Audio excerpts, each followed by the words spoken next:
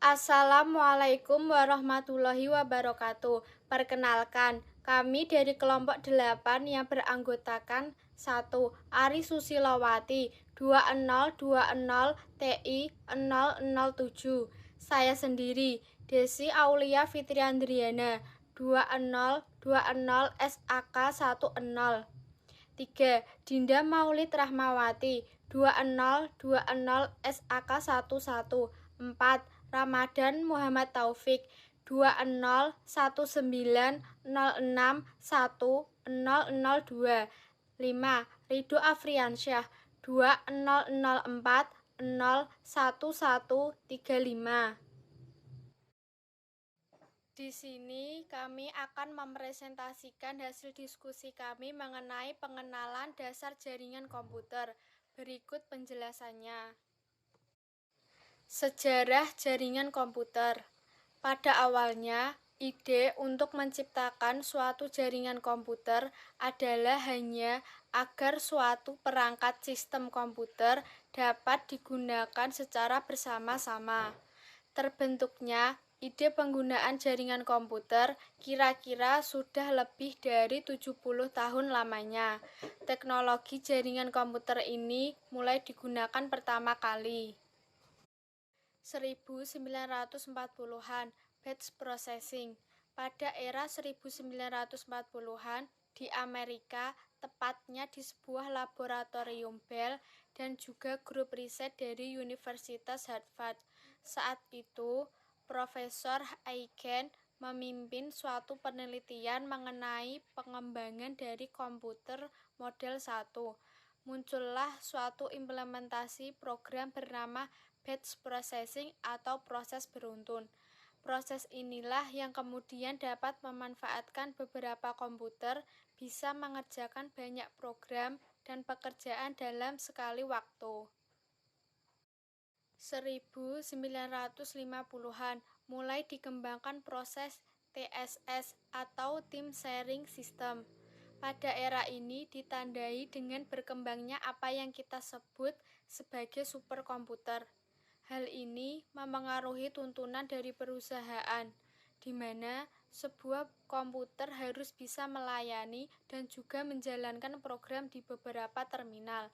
Terciptalah sebuah sistem yang dikenal dengan nama TSS atau Time Sharing System.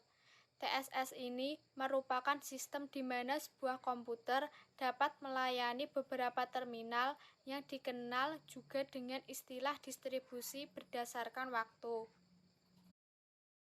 1970-an. Pada tahun 1970, setelah beban pekerjaan bertambah banyak dan harga perangkat komputer besar mulai terasa sangat mahal, maka mulailah digunakan konsep proses distribusi atau distributed processing.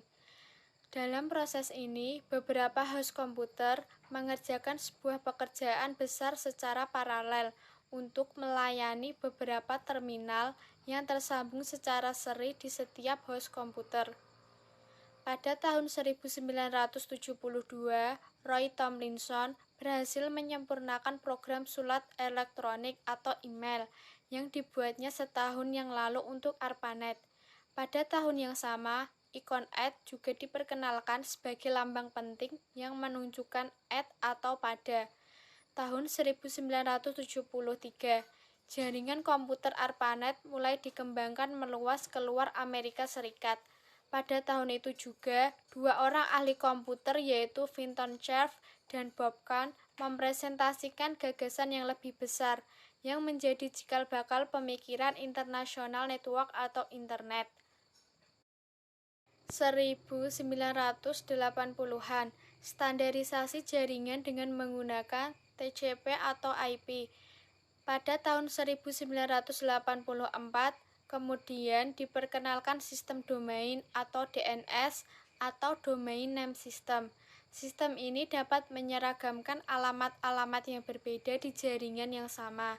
Setelah itu, pada tahun 1988, Jaakko Oikaren mengembangkan sistem chatting atau IRC, Internet Relay Chat, yang berbasis jaringan komputer, yang dapat digunakan secara luas menggunakan internet. 1990-an, kelahiran WWW atau World Wide Web. Pada tahun 1990-an, tim Berners-Lee mengembangkan dan merancang program penyunting yang dapat melihat isi dari internet dengan nama WWW atau World Wide Web. Pada tahun 1992, pengguna jaringan komputer dapat terhubung dengan lebih dari 1 juta komputer. Saat WWW berkembang, user sudah bisa berbelanja online melalui situs e-commerce. Selain itu, Yahoo mulai berdiri sebagai situs pencarian ternama di dunia. Selain situs pencarian, juga muncul penggunaan Netscape Navigator yang dikenal sebagai browser.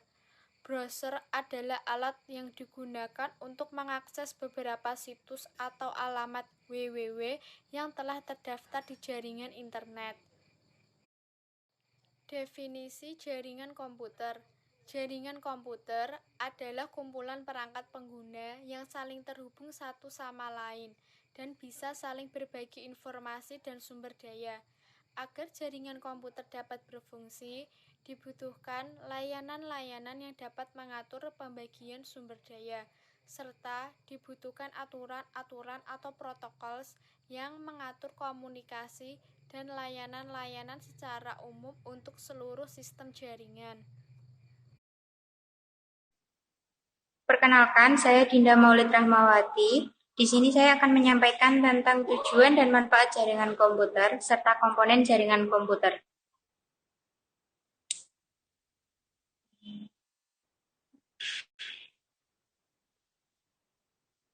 Tujuan dan manfaat jaringan komputer ada 5. Yang pertama yaitu resource sharing.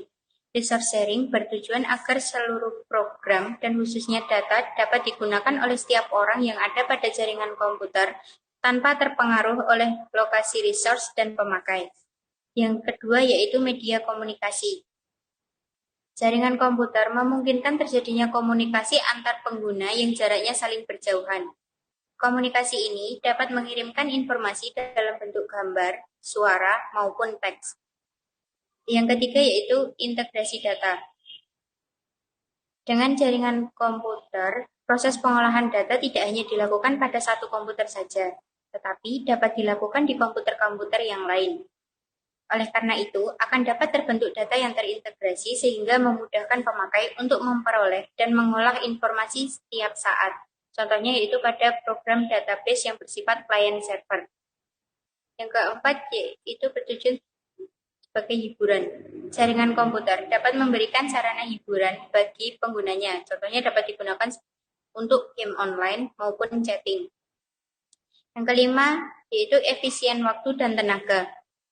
Jaringan komputer yang dapat mengintegrasikan data, komunikasi pengguna jarak jauh, untuk berbagi data, tentunya akan dapat menghemat waktu dalam pencarian data dan data yang dihasilkan adalah data terkini.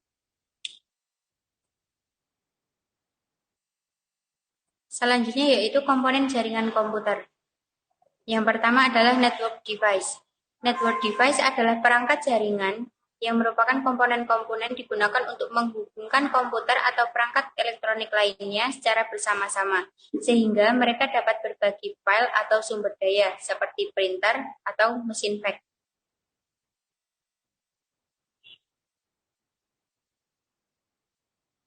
Macam-macam network device. Yang pertama yaitu hub. Hub merupakan perangkat jaringan yang berfungsi sebagai terminal atau penghubung dari setiap perangkat yang masuk. Hub memiliki kelemahan yaitu mudah terjadi collision atau tabrakan data, sehingga menyebabkan transmisi data yang lain terganggu. Prinsip kerja dari hub yaitu dengan cara menyalin paket data dari sumber yang tersambung pada port hub dan membagikan lagi kepada seluruh port yang tersambung dengan perangkat hub tersebut. Yang kedua ada switch. Switch berfungsi sebagai terminal atau penghubung dari setiap perangkat atau device yang tersambung. Switch bisa membagi paket jaringan lokal ke banyak perangkat komputer dengan rata. Berbeda dengan hub, switch tidak pernah mengalami kejadian atau masalah seperti collision atau tabrakan data. Switch memiliki fungsi utama yaitu menerima sinyal dan meremkannya kembali data jaringan tersebut dari server ke jaringan perangkat yang lain.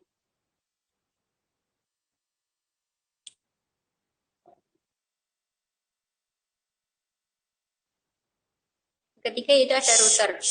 Router merupakan perangkat atau alat pendukung jaringan komputer yang berfungsi untuk menghubungkan dua jaringan atau lebih yang berbeda, sehingga proses transmisi data dari suatu perangkat bisa diterima dan diteruskan kepada perangkat yang lain yang membutuhkan. Selanjutnya yaitu ada user device, yang termasuk dalam user device antara lain laptop, PC, maupun mobile.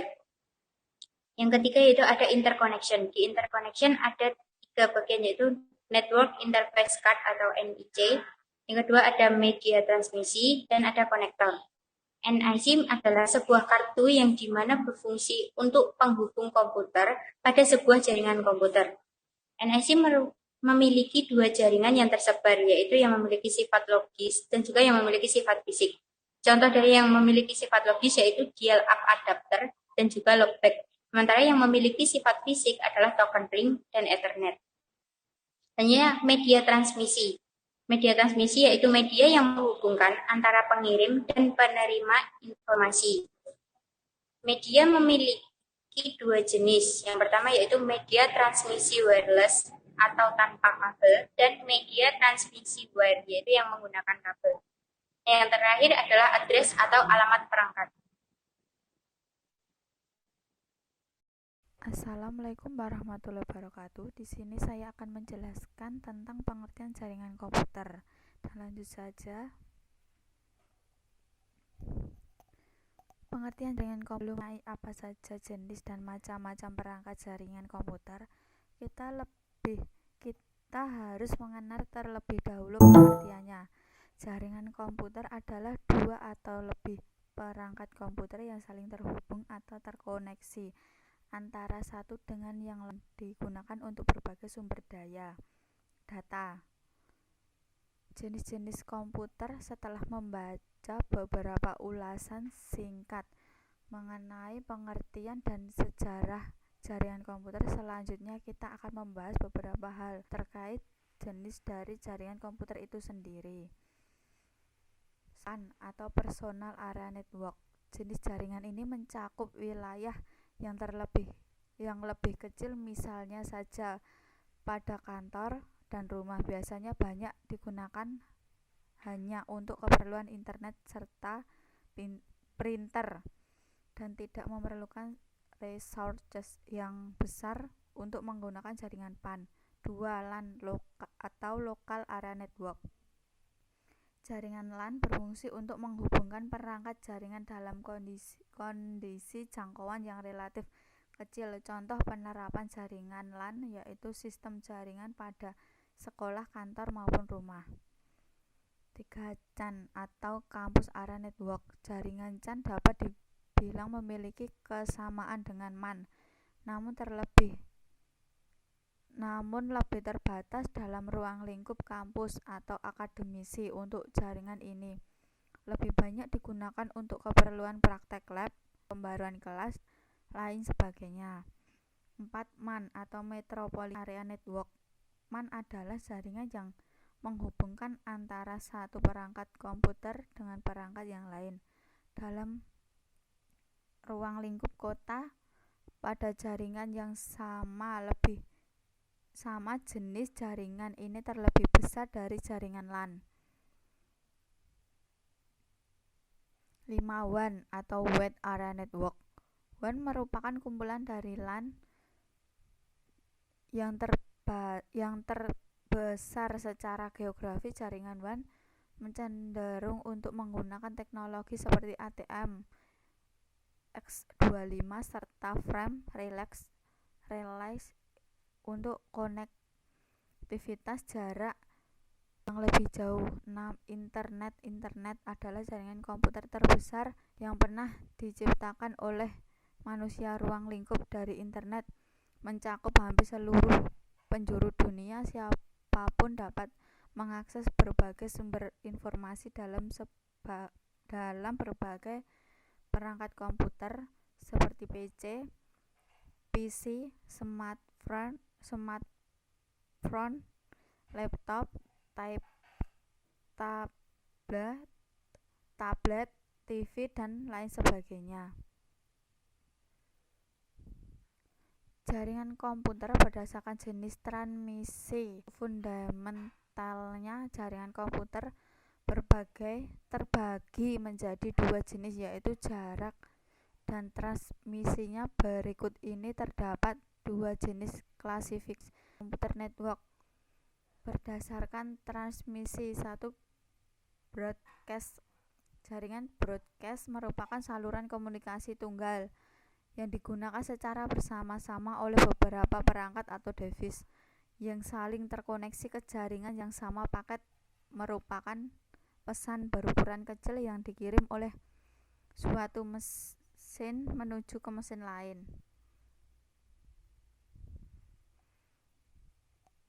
Point-to-point. Jenis yang kedua adalah jaringan point-to-point, tersusun atas beberapa koneksi pasang individu dari satu perangkat menuju perangkat yang lain.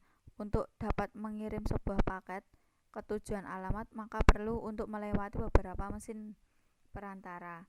Manfaat jaringan komputer berikut ini merupakan beberapa manfaat dari jaringan komputer dalam kehidupan sehari-hari untuk berbagai dokumen.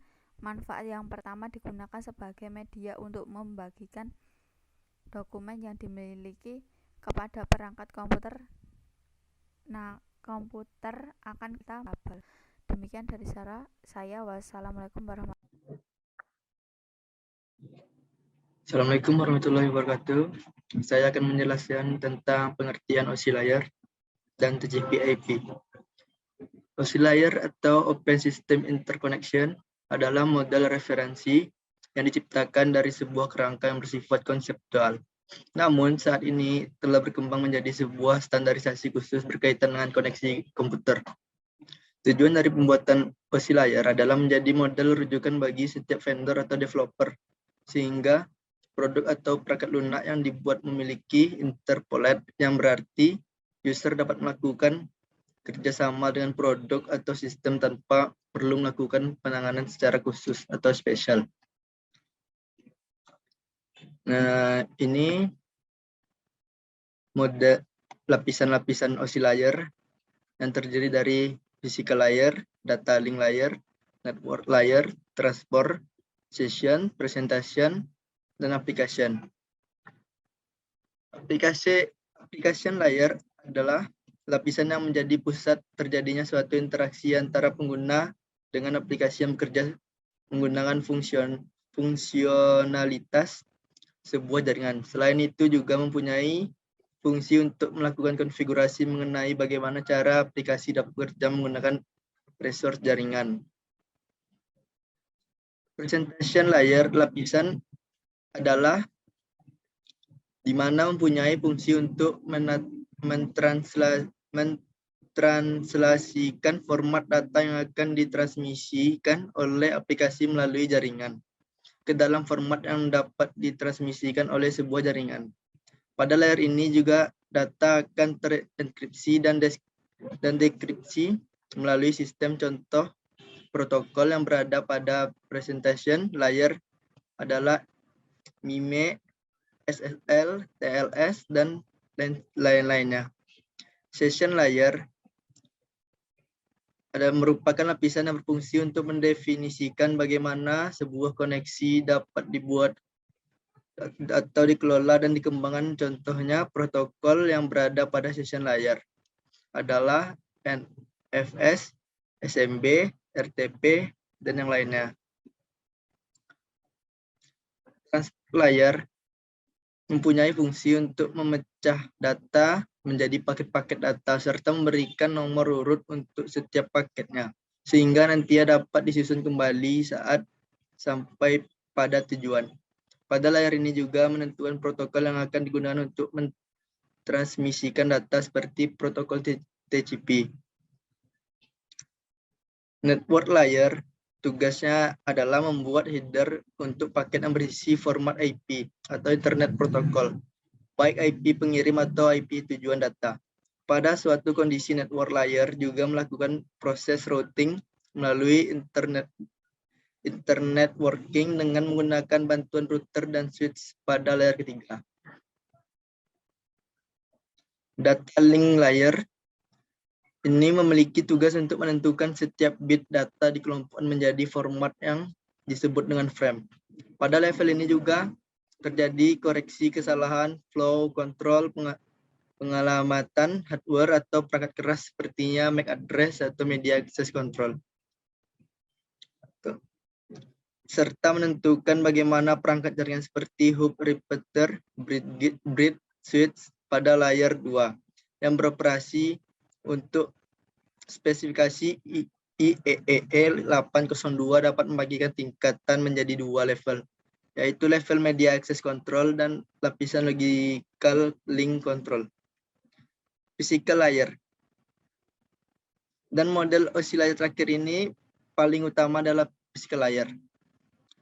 Fungsinya adalah untuk mendefinisikan media transmisi jaringan, sinkronisasi bit, metode pensinyalan, serta membangun arsitektur jaringan seperti pengkabelan dan topologi jaringan.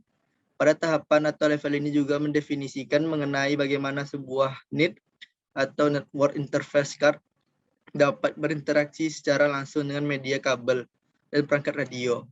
Untuk setiap pengiriman data melalui tiap layer dapat dianalogikan seperti macamnya mengirim surat atau ke kantor pos, kan kita menggunakan ada proses-prosesnya. Seperti itulah. TCP atau IP layer atau disebut dengan transmisi kontrol protokol atau internet protokol.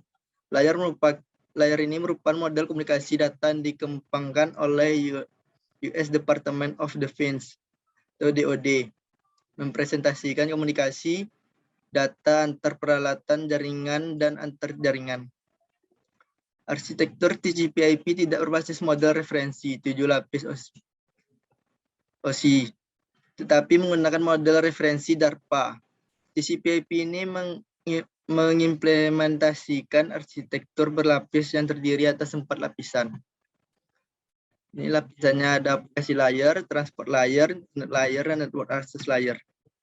Aplikasi layer berperan sebagai high level protokol yang melakukan proses representasi, encoding, dan dialog kontrol data. Juga menyediakan service terhadap software yang berjalan pada komputer protokol-protokol yang beroperasi pada aplikasi layer. Transport layer ini berfungsi menyediakan service yang akan digunakan oleh aplikasi layer.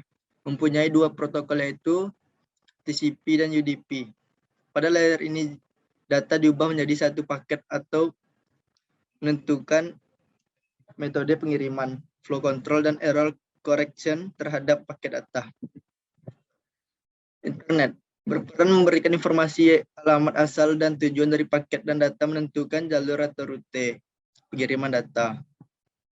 Network access layer ini juga sering disebut sebagai host to network layer. Layer menangani semua komponen dan proses berkaitan dengan physical link, baik secara fisik maupun logikal.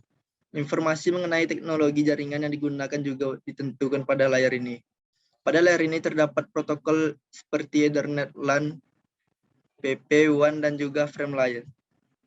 Ya, itu sekian dari saya. Apabila ada kata-kata yang salah, mohon dimaafkan ya. Assalamualaikum warahmatullahi wabarakatuh. Assalamualaikum warahmatullahi wabarakatuh. Perkenalkan, nama saya Ramadan Muhammad Taufik. Di sini saya akan menyampaikan materi tentang persamaan dan perbedaan OSI layer dan TCP atau IP layer serta topologi jaringan. Persamaan OSI layer dan TCP atau IP layer. Masing-masing model menggunakan layer dalam menjelaskan proses komunikasi data. Memiliki application layer terdapat untuk tersebut. Masing-masing memiliki transport atau network layer. Masing-masing menggunakan asumsi pengiriman paket data secara paket switched dalam mencapai alamat tujuannya. Paket switched adalah metode pengiriman paket data, di mana paket data dapat menempuh jalur atau path yang berbeda-beda dalam mencapai suatu alamat tujuan yang sama, bukan circuit switching atau teknologi circuit switching digunakan pada analog telepon. Perbedaan OSI layer dan TCP atau IP layer. Dalam OSI layer terdapat 3 layer yang berkaitan dengan aplikasi, yaitu application, presentation, dan session. Sedangkan dalam TCP hanya 1 layer, yaitu application layer. Dalam OSI layer, proses komunikasi data di dalam jaringan secara fisikal dimodelkan dalam 2 layer, yaitu data link dan physical layer. Sedangkan pada TCP atau IP dimodelkan dalam suatu layer, yaitu network access. Dalam OSI layer memiliki 7 layer dalam menjelaskan proses komunikasi data di dalam jaringan, sedangkan pada TCP atau IP hanya memiliki 4 layer. TCP atau IP lebih populer untuk digunakan karena lebih sederhana ketimbang model OSI. Teknologi yang sebagian digunakan oleh kita sehari-hari untuk mengakses internet adalah teknologi TCP atau IP, bukan teknologi OSI. OSI teori kemudian seperti OSI. Terus selanjutnya adalah topologi jaringan. Gambaran secara fisik dari pola hubungan antara komponen-komponen jaringan yang meliputi server, workstation, hub, dan pengkabelannya.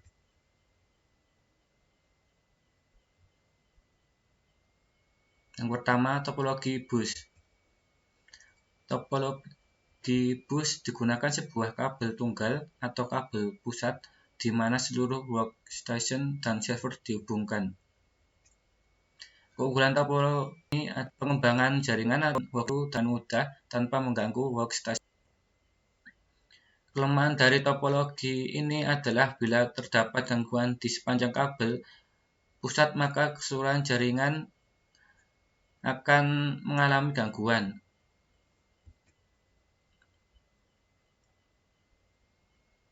Yang kedua, topologi setar. Pada topologi setar, masing-masing workstation dihubungkan secara langsung ke server atau hub. Keunggulan dari topologi tipe setar ini adalah bahwa dengan adanya kabel tersendiri untuk setiap workstation ke server, maka bandwidth atau lebar jalur komunikasi dalam kabel akan semakin lebar, sehingga akan meningkatkan unjuk kerja jaringan secara keseluruhan. Dan juga bila terdapat jalur, maka gangguan hanya akan terjadi dalam komunikasi antara workstation yang bersangkutan dengan server. Jaringan secara keseluruhan tidak mengalami gangguan.